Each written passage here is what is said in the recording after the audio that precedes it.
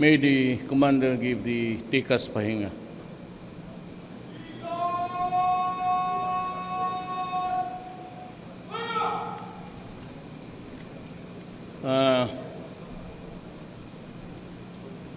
The Foreign Affairs Secretary Allan Peter CAYETANO. Saan si Allan? Ay, sorry. Interior and Local Government Officer in Charge, Catalino Coy. Taguig City Mayor Maria Laarne Cayetano. Ma'am, magandang gabi. Police Chief Superintendent Oscar Albayalde. Commissioned and non-commissioned personnel of the Bureau of Jail Management and Penology, mga kasama ko sa gobyerno, mga kababayan. Hindi muna magbasa ng speech. I have so many things to take up with you. One is that I came to just observe. Tinitignan ko kung ang sitwasyon ng mga prisuhan. At okay naman sila, and I'm happy. And of course, we would want to give them everything. Pero ang nasabi ko sa kanila, each and every selda would have a TV by the end of the month. Yun na lang ang maibigay ko muna. Okay ang sitwasyon, they are comfortable, clean. I'm satisfied by the way it is being run by the Bjmp. So I'd like to congratulate ang kasama niyong kaibigan ko for a job well done so far. Baski nakaano ka limitado yung pera. Ang problema nito, what you really lack, as I say it, having been a local government employee once upon a time, yung mga sakyan. And maybe if you need an upgrade sa inyong mga security apparatus, you will have it, I assure you, next year. Maawa ang Panginoong Diyos, the economy is improving and we expect to collect more taxes, more to spend for governmental needs. As I assured you, sabi ko yung salary ninyo dublado. So by next year, dublado na. Ngayon, maraming nagtatanong kung bakit hindi talaga ang sweldo mo 50, gusto mo 50, hindi pwede nang ganon, sabi ng batas. Kasi kung i-parity mo ka kahit 50-50, para kang dalawang posisyon. Hindi pala pwede yung ganon at graded. Pero lahat, lalo na yung new entry, mag-apply, it's automatic dublado. So 14 ngayon, 24 na yan. So yung inyo, as they go along the years, lalaki yung longevity ninyo, pati mga added. But I'm sure that come January, you'll have a more elbow room to spend an increase for your needs and your families.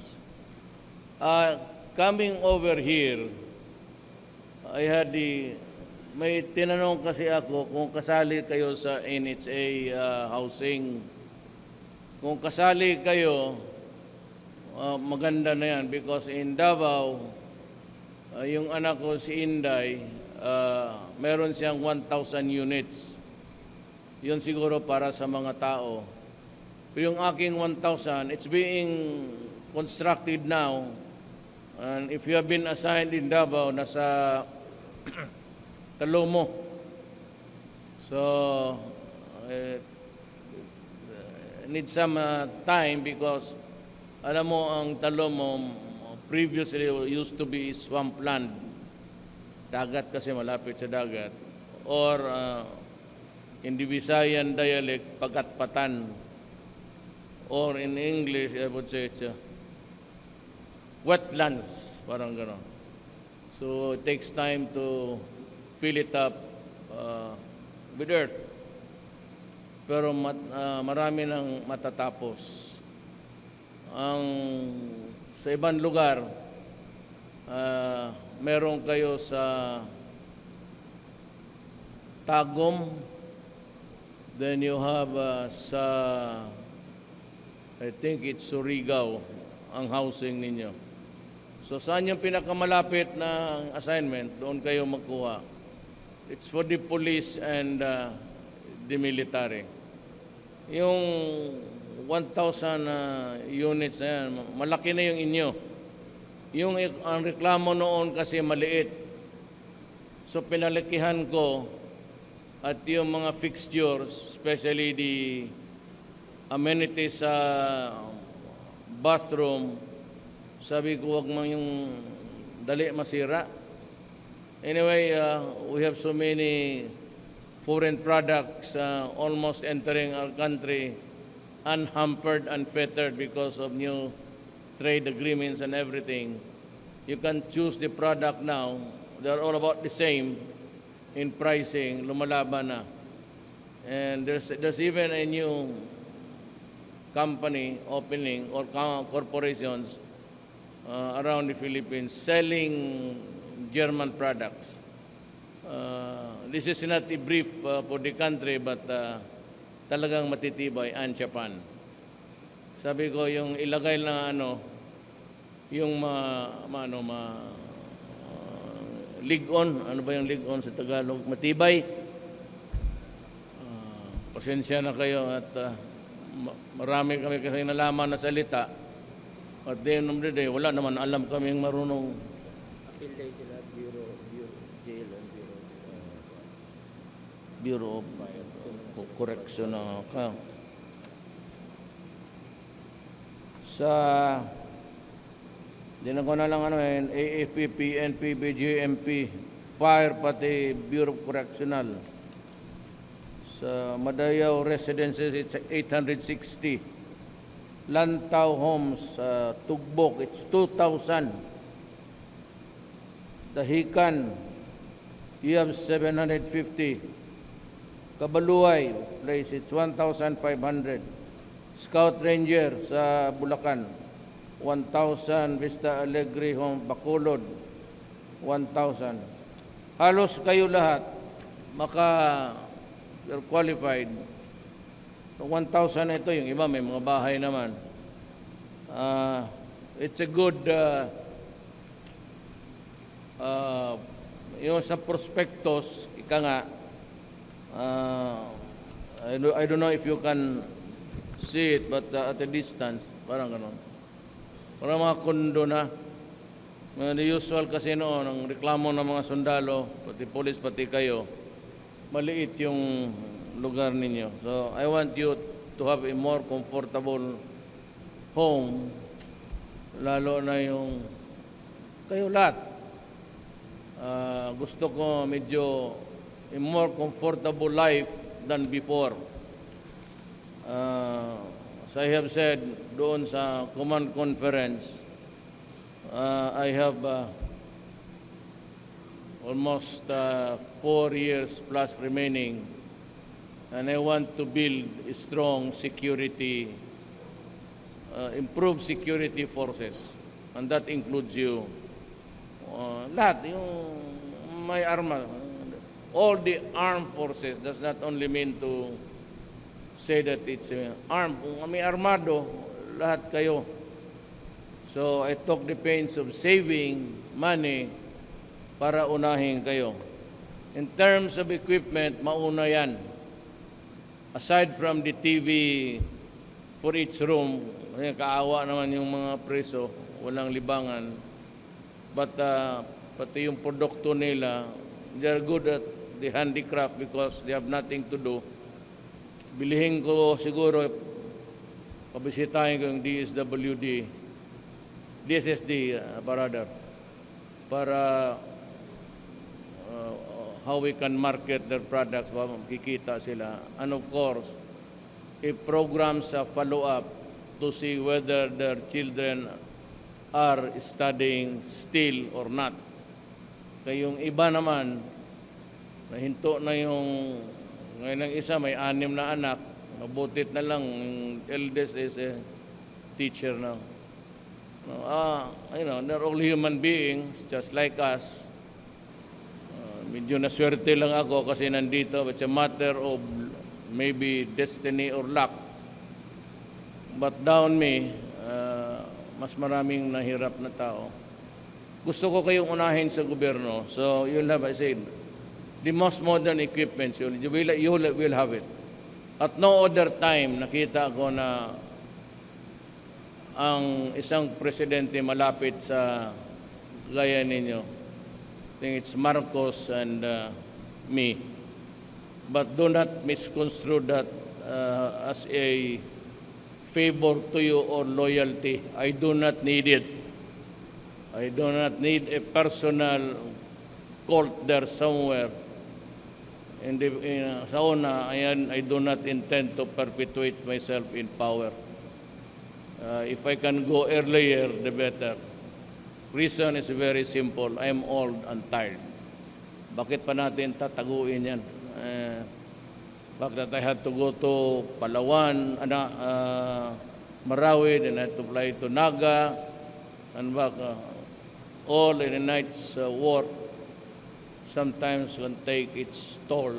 Sa 72 years old, traveling too much, rather is a very taxing job. And even if I want to, kung ano mang sinasabi nila gusto ko, ganon-ganon, hindi na kaya ng katawan ko, pati utak.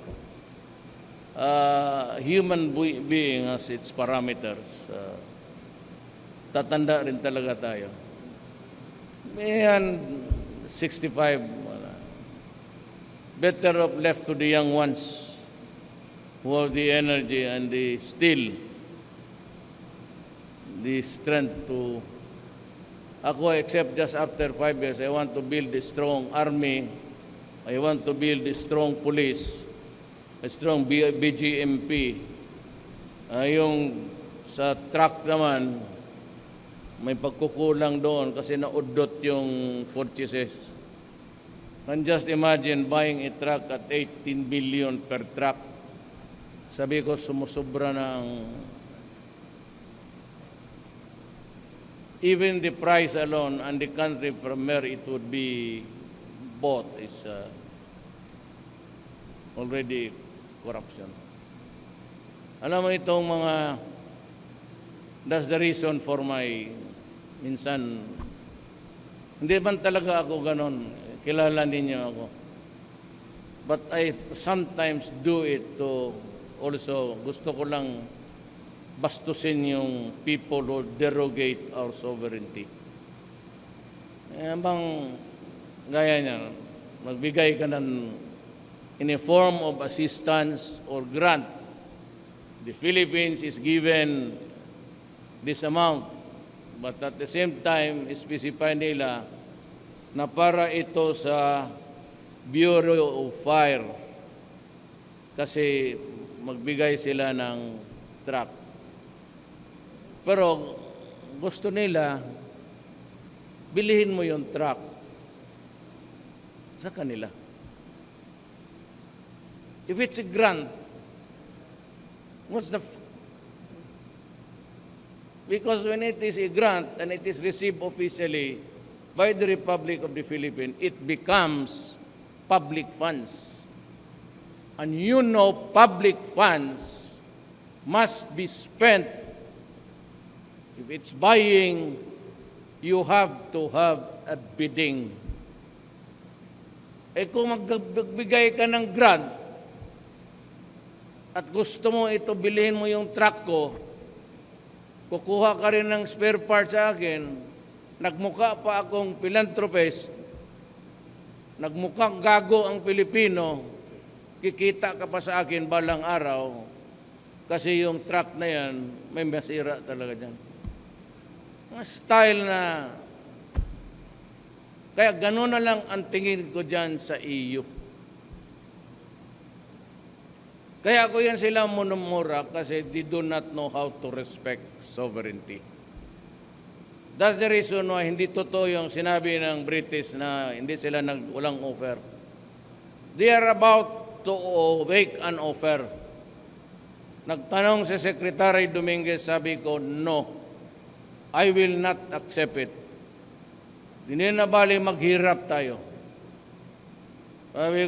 Sabihin ko sa mga tao, magtiis tayo. Pobre tayo. Kailangan natin ng aid. Pero kung ganun lang naman, tuturuan ka kung paano gawin. Tapos they begin to sukit-sukit, try to examine the papers, yung pedantry. Kung ano-ano na lang, very overly, tawag nito, Tagalog. Yun nga ako, wag na. Total, mabubuhay na naman rin tayo. And we cannot be forever depending on aid. So it's very stupid of some public officials to talk of aid as if it is a matter of survival of our country if we do not accept it. Kaya magka-diferensya kami yung mga yan. Gusto sila maniwala doon sa kabila. They would rather obey the whites and itong mga Europeans kaysa atin. Hindi naman nila alam na ganun ang laro. I do not care if you, bakit hindi ka magalit? They criticize us. Tapos sabihin nila, you might even lose your membership sa UN. Hindi mo alam yan sinasabi mo. To expel a member, and it gets to be serious, it goes to the Security Council. Isa lang ang permanent 5 dyan na may veto power. Kung i-veto niya yan, to expel the Philippines, cannot succeed. And who will vote in favor of us? I am sure it's China and Russia. I do not know about America. Kina-question nila rin tayo dyan sa... Alam mo, ganito yan eh. They present an equation minus the fundamentals of even the simplest mathematics. Baski arithmetic na lang. Magpunta sila dito, ang pakinggan nila ang human rights, itong ahensya na ito na bugol, pati human rights, mga NGOs. And they count only yung mga tao na whom the others are alleging na extrajudicial killing. Yun lang. Hindi na silang tatanong kung bakit ito namatay. Kagaya rin yung mga pulis. Pag nakita ninyo ng dying na may assistance, hindi mo tinatanong anong pangalan mo. Ano ang tanongin mo, sinong bumaril sa iyo? Ay, alam mo naman, bakit ka pa magtanong anong ginamit? Makita mo naman yung butas ng katawan. Sinong sumaksak sa iyo? Dito, if there is an problem of the country, may I just also suggest, bilangin ninyo yung mga inosenteng pinatay nito at bilangin ninyo yung mga Pilipino naging loko na at ilan yung mga Pilipino na wala na sa landas bago ninyo bilangin yung 10,000. How many thousands of Filipinos have fallen victims to drugs, their lives wasted, many are dying, committing suicide. Pumapatay, if the monkey is already on their back, malikot na masyado. Kasi kailangan na ng... Tanungin mo muna yan. bago kayong pumunta dito, magtanong kung ilang pinatay. Ba't ko sabihin ninyo ngayon, well, there is always the investigative journalism. Tanungin ninyo, bakit namatay at ano ang ginawa? Dahil magsabi extrajudicial killing, maybe. But kung may kasalanan ba o wala, you make the absolute, parang pare absolution ka agad, walang kasalanan yan. When as a matter of fact, hindi ka naman talaga lapitan ng pulis at naman kayo maglapit dyan kung walang kasalanan yan. Why waste your time on an innocent person? Kaya ako galit. Sabi nilang justice system, tinutulak nila rule of law, rule of law, rule of law. Samantalang sila naman, hindi sumusunod sa rule of law kasi hindi nga nila binibilang ang pinatay. Sauce for the gander, sauce for the goose. Kaya ako, abogado, pumasa naman ako ng bar, kaya ako manood sa kanila, talagang pumuputok ako. Kasi hanggang and the others, Filipinos do it without thinking of even their sovereignty. And these are the people who would like to run the country. Tandaan ninyo yan kayong mga pulis pati sundalo. These are the people who would ignore the fundamental and basic tenets of sovereignty. Basta maka-accommodate lang ng mga foreigners. Kaya sabi ko, hayaan na natin yan sila. Pero i-expel ka, you just cannot say that. They might even... Nagmamakamarunong eh. And all the time, they were members of these progressive alliances, but they made it to appear, and media, na ito, this is representative of the EU. And the EU never corrected. They only do that pagka pumutok na ako, pinuta ko na sila, magsabi pa sila, no, hindi yan namin. Hindi namin yan sila authorized. See? But tapos na nasira ang Pilipinas. The disclaimer comes very late. Too late to correct.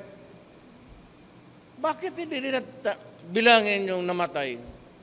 Now, who will take care of this? Kayong mga polis, kayong mga gwardiya. Nandiyan man, priso man lahat. Who will take care of these poor guys? Tapos sabihin nila si Duterte ang pinapatay ang mahirap. Hindi nila alam na ang market ng shabu, alam ninyo, ang pobre. Walang mayaman dito sa taga Makati, taga Forbes, gumagamit ng shabu. Cocaine yan. Comes from a plant called poppy, and it does not really necessarily destroy the brain. Itong shabu, it's a deadly mix of chemicals. Yan. Natutunaw yung utak, lumiliit. May I remind you, policeman kayo, drugs is always an organized crime.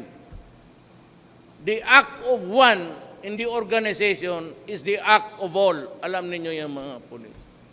The liability is the same for yung mga cook, the lieutenants are responsible for the distribution, and the peddlers. Once conspiracy is proved, pag sinabi 30 years yung isa, 30 years lang lahat, pati yung mahirap. Pati yung mga mahirap lumaban, wala naman taga-Forbes. Alam mo, sigurado yan. Kung taga-Forbes yan, magdala ng M60 yan. Ito ngayon, this will be the test of our times. Pumapasok na ang triad, the Bambo Gang. O, tignan natin. We have the PDEA. Hayaan mo natin yung PDEA because according to the law, it's the lead agency. Sabi ninyo, hindi problema yung drug. Well, okay. The 2,000 men there comprising the agency itself will suffice. Hindi okay. Leave it that way. Then kayo, lahat, huwag kayong makialam. Makialam kayo, madadali ako. Pag nasabit kayo, hindi ko kayo tutulungan. Pero yung noon na nasabit, I will not allow them even to spend one day in prison. Maybe custodial, pero sentensyado. I assure you, you just do your duty in accordance with the law, which you have been studying for almost so many years now, the procedures of arrest, seizure, and everything. Just follow it. At ako na ang bahala sa iyo, tutulong, pati abogado. For the things that are riding in tandem, kidnapping, yan. Diyan kayo. Drugs, lumayo kayo dyan. Pag sumabit kayo, huwag kayong nantulong ko. Pero yung sa inyong trabaho, gawin lang niyo. Huwag kayong matakot. Basta pagtanong ko, anong nangyari, sabihin mo lang ako ang totoo. Ngayon sa Caloocan, sinabi ko, ano talaga ang nangyari? Huwag mo akong, you know that. Do not lie to me. Baka mabaril kapag kita harap-harapan. Tell me the truth. Paano kita tulungan? Caloocan, anong nangyari? Sir, ganito yan. Nasundan ko. Sabi ko, sige. We'll wait for the trial. Sabihin mo na yan pag total, nakademanda na. Sige. Palabas natin yan sa court proceedings. And it might help, it might not help, but I believe you. Sir, ganito kasi yan eh. Okay. Walang problema sa akin. Sundalo, pulis, walang problema. Trabaho lang kayo. At hindi kayo makalimutan. Nauna na ngayon.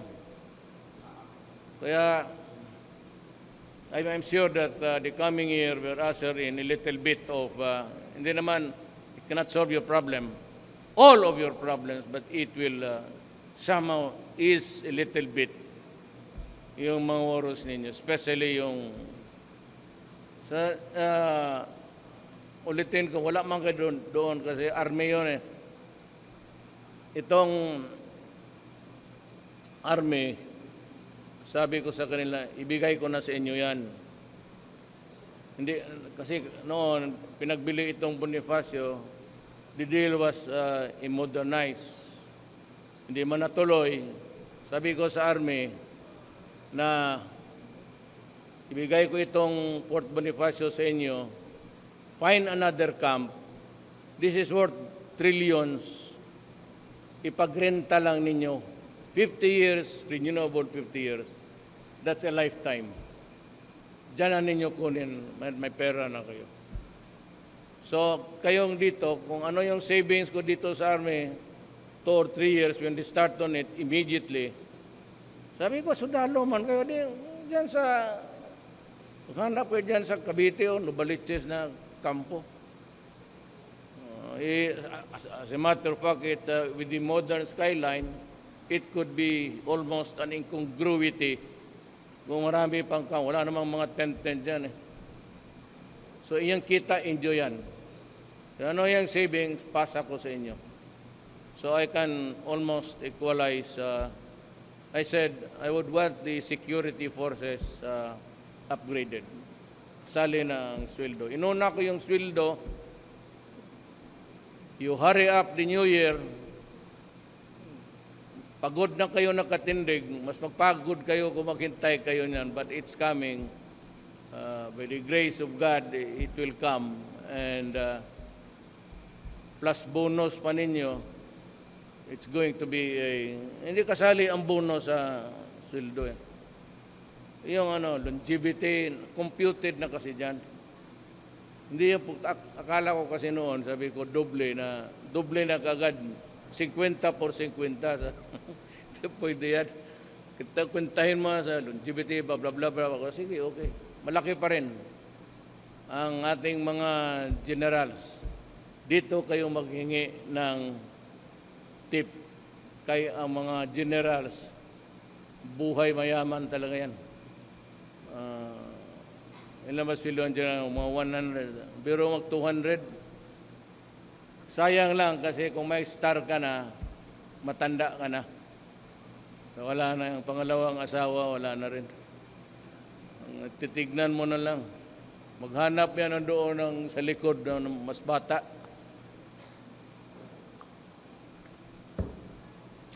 So that's why I'm here, just to inform you that I will take care of my security forces. Siguro, masiguro nyo yan. It's not because gusto ko kayong ma-inlove sa akin para sabihin na strong man, strong. Remain loyal to and the Constitution it represents. And this country will be all right. Okay na tayo. Maraming salamat po.